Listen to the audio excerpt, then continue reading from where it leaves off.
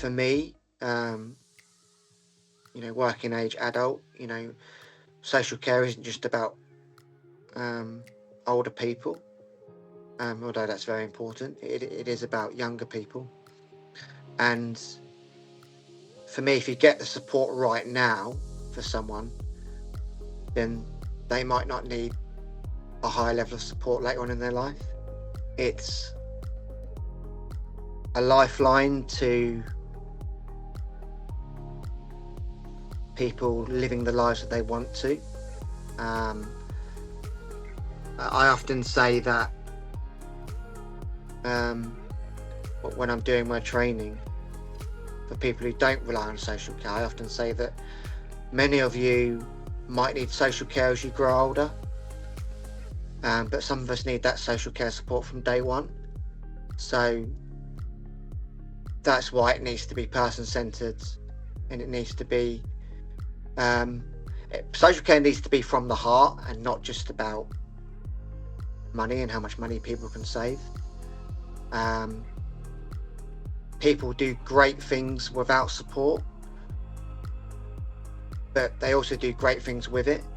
And we all need support in our lives. It's just that some of us need a little bit of extra help, and that's what I'd say to the government, is that remember that when they're going through this process and deciding what to do.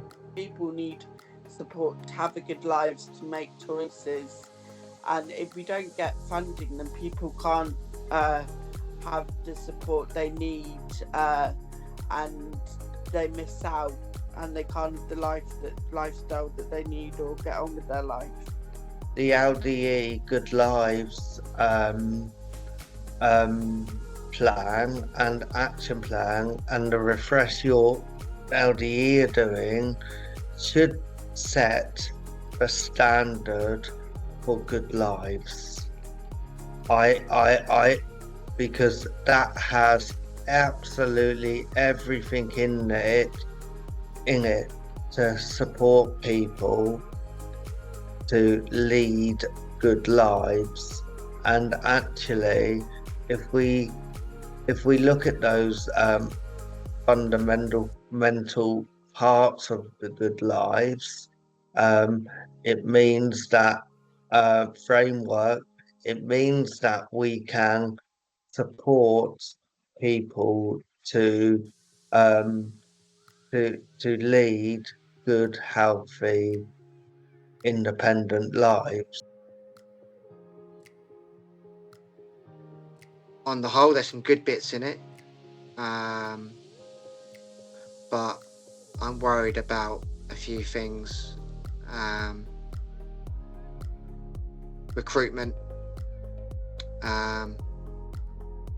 is a big one. I'm worried about the effect that the national insurance contributions are going to have on providers, and that might affect people's hours being cut and the way that they can have their support. I'm hoping that it means good lives, great lives, lives that people choose, lives that other people have that don't require support. There are some good things in there, or good things being said, that the government need to just really understand, not just say they understand, but really understand what it's like to be supported. I think it's important to reform health and social care. They should have done it at least 10 years ago, and I think it drastically needs to be done now.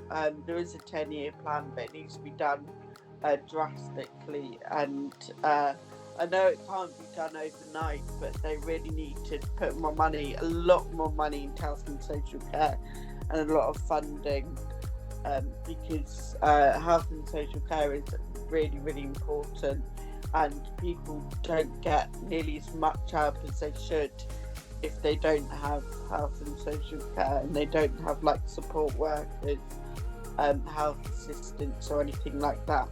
So I think it's about time that they did an independent commission around social care, health and social care. I think the key thing from my point of view is that actually we've had lots and lots of reports of how social care needs to be changed. Why do we need another report on this? And why can't the government just go ahead and start reforming social care? For me, social care needs fixing now.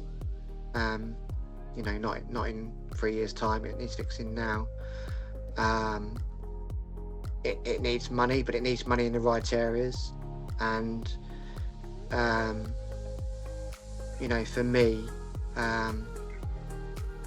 who draws on support, I think it's about for us demanding the right support in the right environment. I think that support workers aren't getting the living wage. They should get the living wage, because a lot of them then leave because they can't afford, they've got families to bring up.